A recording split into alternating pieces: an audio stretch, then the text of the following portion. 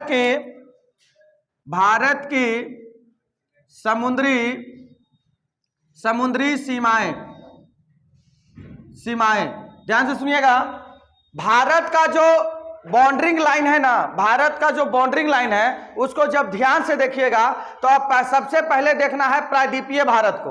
तो जब आप प्रायद्वीपीय भारत को ध्यान से देखिएगा तो आपको एक बात तो क्लियर हो जाएगी कि बाबू ये हमारा प्रायद्वीपीय भारत है। और प्रायद्वीपीय भारत को जब आप ध्यान से देखिएगा तो एक चीज तो क्लियर हो जाएगी कि हमारा भारत का जो बाउंड्री लाइन है, ये जो सीमा रेखा जो है वह कभी भी सीधा नहीं है बल्कि कैसा है, टेढ़ा है, जैसे तैसे धंसा हुआ है।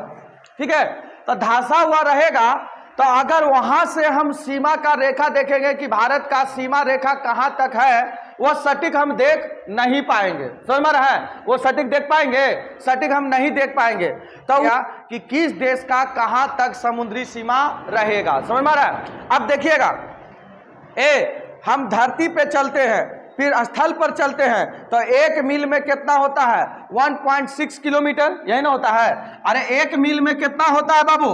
अरे बोलो, 1 मील में कितना होता है? 1 मील में होता है 1.6 किलोमीटर या फिर 1600 मीटर, यही ना बोलिएगा?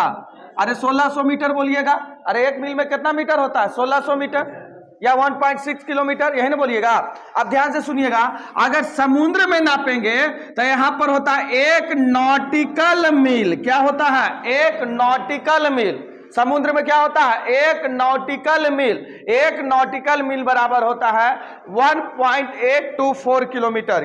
कितना होता है? 1.824 किलोमीटर।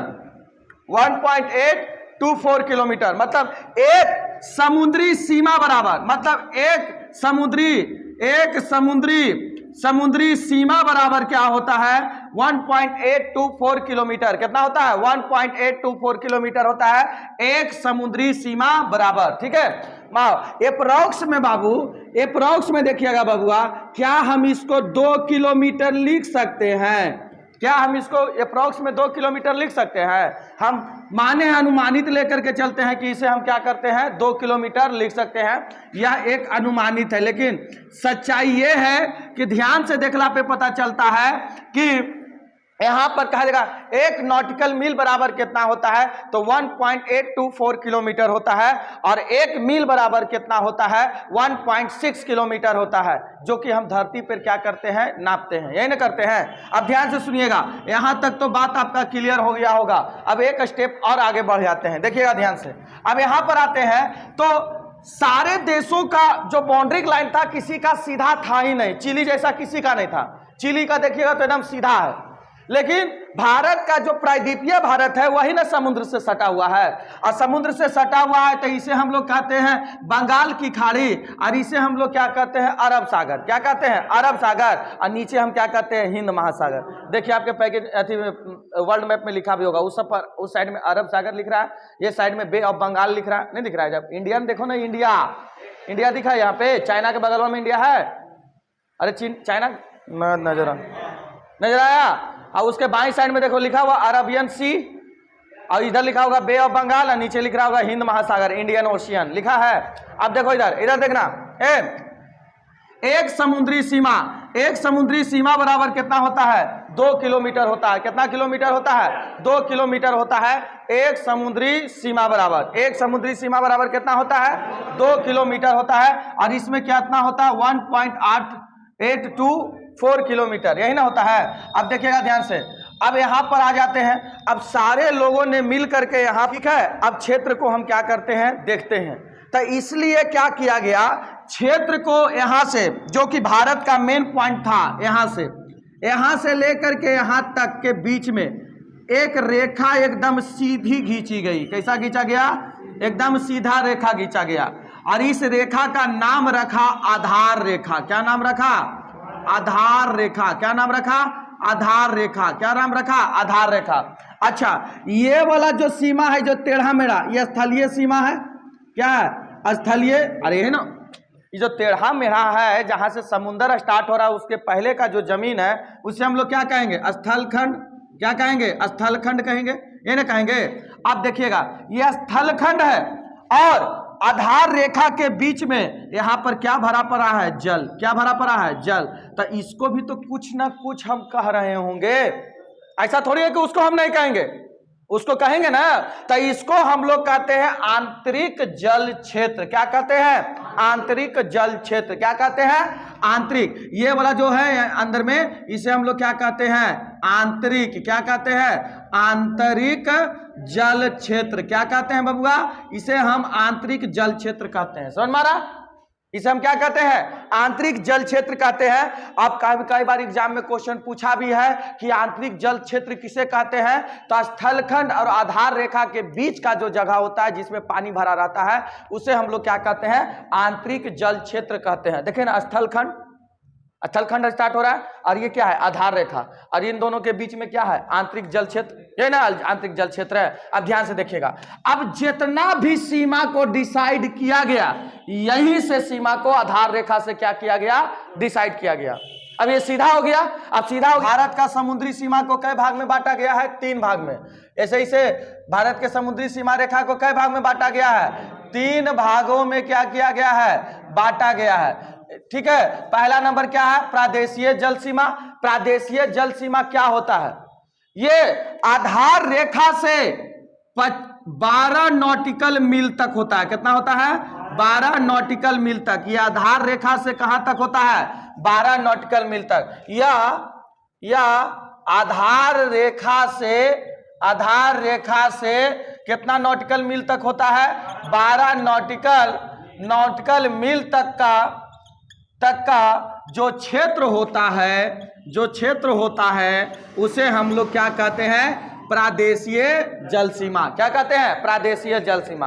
अरे बाबू, तो ये प्रादेशीय जल सीमा में भारत का कुछ ना कुछ तो अधिकार दिया गया होगा कि यहां तक वो भारत जो चाहेगा वो कर सकता है। तो भारत को खुला छूट अधिकार दिया गया है कि भारत यहां हर चीज का दोहन कर सकता है। हर चीज का ये क्या कर सकता है? दोहन कर सकता है। दोहन करने का अधिकार। दोहन का मतलब क्या हो सकता है? अधिकार। दोहन का मतलब यहां होता है कुछ भी निकले, तेल निकले, या फिर यहां पर कोई जहाज आएगा तो 12 नॉटिकल मील तक इतना पावर होता है इंडियन नेवी को कि बिना इजाजत के अगर कोई विदेशी जहाज घुस रहा है तो उस पर गोली मारने का अधिकार पूरा है। पूरा गोली मार देगा। जरा बिना पूछले गोली मार दीजिएगा। ये आपका अधिकार है, आपसे कोई हिसाब नहीं मांगा जाएगा। ये 12 नॉटिकल मील तक है। 12 नॉटिकल तक वो सब कुछ, गोली चलाने का पूरा अधिकार होता है, हर चीज को चेक करने का पूरा अधिकार होता है। वो आपके जहाजों को खुलवा करके पूरा क्या सामान लेकर के जा रहे हैं उसको वह पूरा चेक करने का अधिकार 12 नॉटिकल मील तक किसको होता है? तो पूरा अधिकार होता है। इसे हम लोग कौन सा क्षेत्र कहते हैं? प्रादेशीय जल सीमा। क्या कहते हैं? प्रादेशीय जल सीमा। बोलिए, इसको यहां तक किन्हीं को दिक्कत समझ में आ गया? क्या हम यहां से आगे बढ़ सकते हैं? इसके बाद है अगला संगलन क्षेत्र। अगला दूसरा नंबर क्या है? संगलन क्षेत्र। देखो इधर कौन सा क्षेत्र है?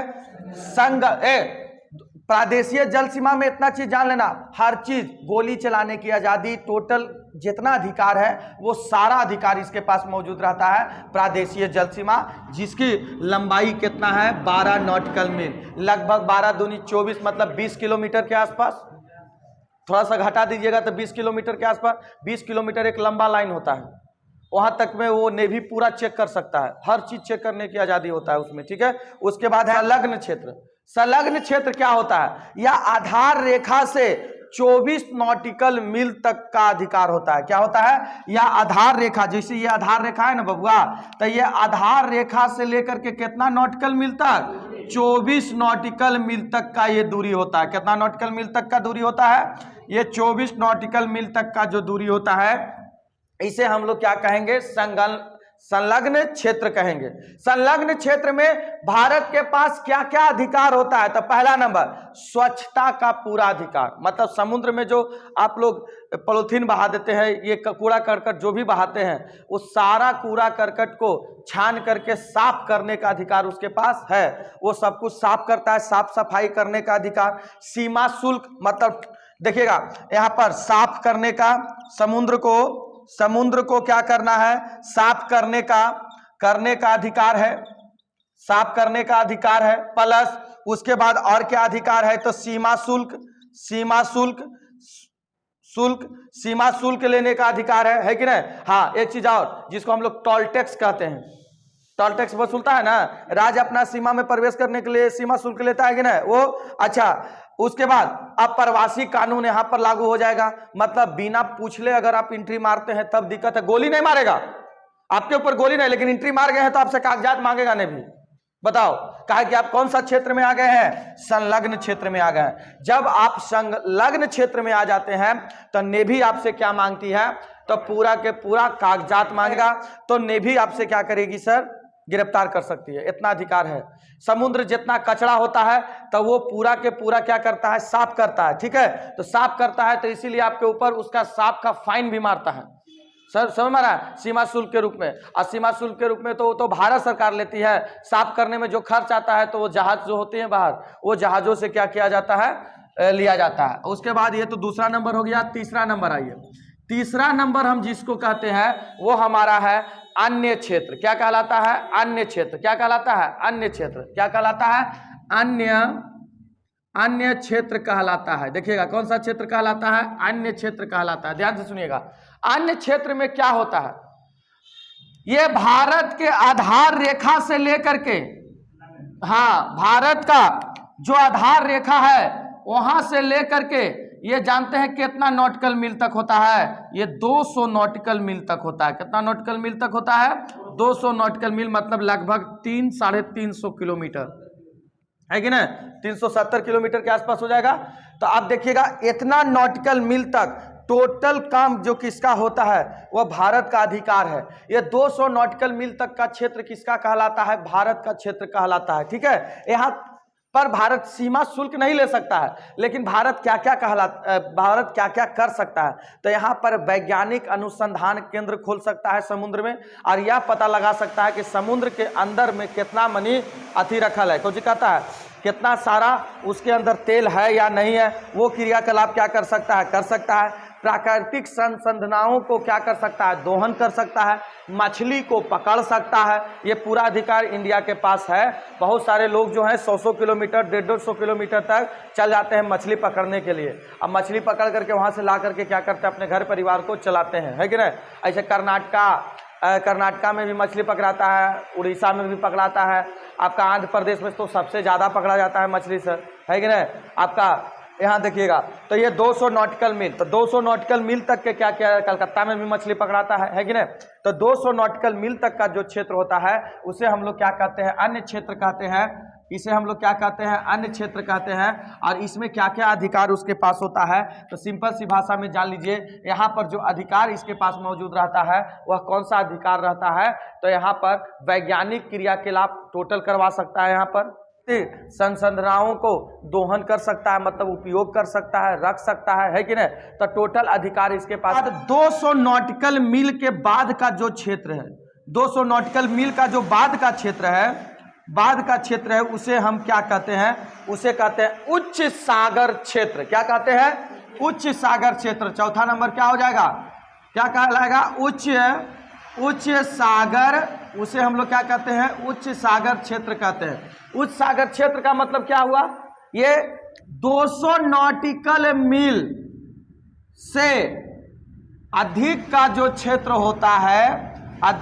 क्षेत्र होता है, उसे हम लोग उच्च सागर क्षेत्र कहते हैं। और इसमें विश्व का सभी देशों का अधिकार बराबर होता है, चाहे मेरा हो, आपका हो या किसी का भी हो, सबका अधिकार इसमें क्या होता है, बराबर होता है। हमारा टोटल ए से लेके जेड तक जितना भी होते हैं वो सारा अधिकार इसके पास क्या होता है, बराबर होता है। तो ये ज्यादा टफ नहीं था, आसान था, समझ में आ रहा है। पहला नंबर चीज यहाँ समझिएगा, देखिएगा ध्यान से। पहला नंबर चीज कि बाबू यहाँ कहना क्या चाह रहा है, तो यहाँ पर हम लोग देख रहे हैं भारत की समुद्री सीमाएं में देखें कि भारत का कहाँ तक अधिकार है समुद्र में, ठीक है। तो पहला नंबर क्या हो गया कि हम लोगों ने सबसे पहले स्थलखंड, और स्थलखंड जो मेरा था वो टेढ़ा मेढ़ा सीमा रेखा है, तो उसमें मैंने क्या किया, एक आधार रेखा को क्या किया, खींचा। और आधार रेखा से ही अपना क्षेत्र को देखना स्टार्ट किया। अब आधार रेखा और स्थल खंड के बीच का जो क्षेत्र है उसे हम लोग क्या कहते हैं, आंतरिक जल क्षेत्र कहते हैं, ठीक है। और आधार रेखा से जो 12 नॉटिकल मील का जो क्षेत्र है उसे दोहन करने का पूरा अधिकार इसके पास मौजूद है। उसके बाद 24 नॉटिकल मील का जो क्षेत्र है उसमें टैक्स उक्स वसूलने का प्लस साफ उफ करने का पूरा अधिकार होता है। और उसके बाद जो अन्य क्षेत्र होता है 200 नॉटिकल मील पर, यहाँ पर साइंटिस्ट को या प्राकृतिक संसाधनों को उपयोग कौन कर सकता है, भारत कर सकता है। लेकिन उसके बाद 200 नॉटिकल मील के बाद का जो क्षेत्र होता है उसे उच्च सागर क्षेत्र कहते हैं। और इस पर सभी देशों का क्या होता है, सभी देशों का क्या होता है, अधिकार होता है। क्या होता है, सभी देशों का क्या होता है, अधिकार होता है। बोलिए कोई दिक्कत यहाँ तक, यहाँ समझने में? देखिए ध्यान से, समुद्र में जब दो द्वीपों को अलग किया जाता है तो उसके बीच में एक लाइन खींचा जाता है जिसे हम लोग क्या कहते हैं, चैनल कहते हैं। क्या कहते हैं, चैनल कहते हैं। आप स्थल पर खींचा जाएगा तो उसे रेखा कहेंगे। क्या कहेंगे, रेखा कहेंगे। और वैसे खींचा जाएगा तो उसे क्या कहते हैं, चैनल कहते हैं। अब जरा ध्यान से देखिए और समझिएगा। देखिए ये हमारा देश प्यारा सा कौन है, भारत है। ये भारत को जब आप ध्यान से देखिएगा, यहां पर आपको दिखाई देगा लक्षद्वीप। ये कौन सा द्वीप है, लक्षद्वीप है, ठीक है। कौन सा द्वीप है, लक्षद्वीप, लक्षद्वीप है। यहां पर अंडमान और कौन है, निकोबार है। ये कौन है, अंडमान है, अंडमान है। और ये कौन है, निकोबार है, निकोबार है। यहां पर एक देश और है, श्रीलंका। कौन है, श्रीलंका है। यहां पर आइएगा तो एक देश और मिलेगा, मालदीव। कौन है, मालदीव है कि नहीं? हाँ, यहां पर अंडमान के ऊपर देखिएगा तो यहां पर बर्मा के पास यहां पर लिखेगा कोको द्वीप, कोको द्वीप, ठीक है। और यहां पर आइएगा तो इंडोनेशिया का सबसे बड़ा द्वीप नजर आएगा जिसका नाम है सुमात्रा द्वीप, सुमात्रा द्वीप। यहां पर ये जो द्वीप है, यहां पर लक्षद्वीप का, इसे मिनिकार द्वीप कहते हैं। क्या कहते हैं, मिनिकार द्वीप।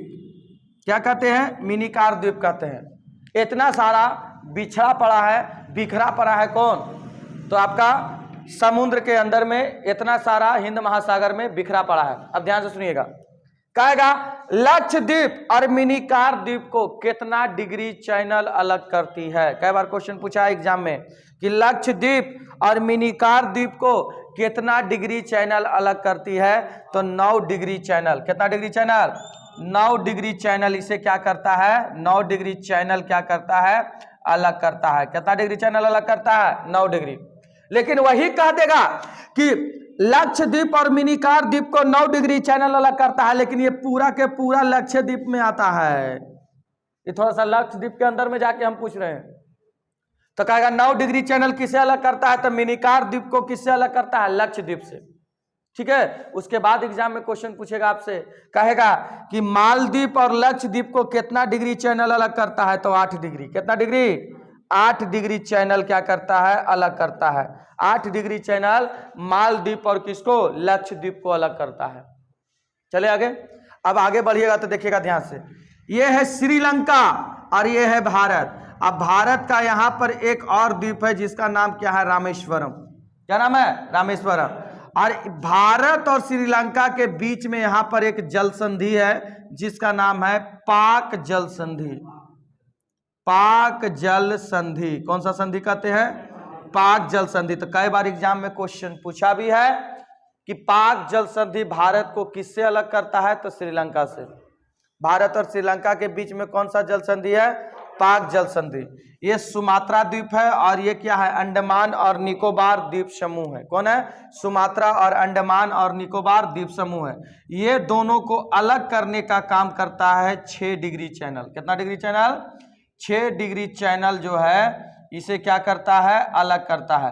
तो कई बार एग्जाम में क्वेश्चन पूछा है कि सुमात्रा द्वीप और अंडमान और निकोबार द्वीप को कितना डिग्री चैनल अलग करती है, तो 6 डिग्री चैनल इसे क्या करती है, अलग करने का काम करती है। कितना डिग्री अलग करती है, 6 डिग्री चैनल इसे क्या करती है, अलग करती है। चले आगे, चले आगे।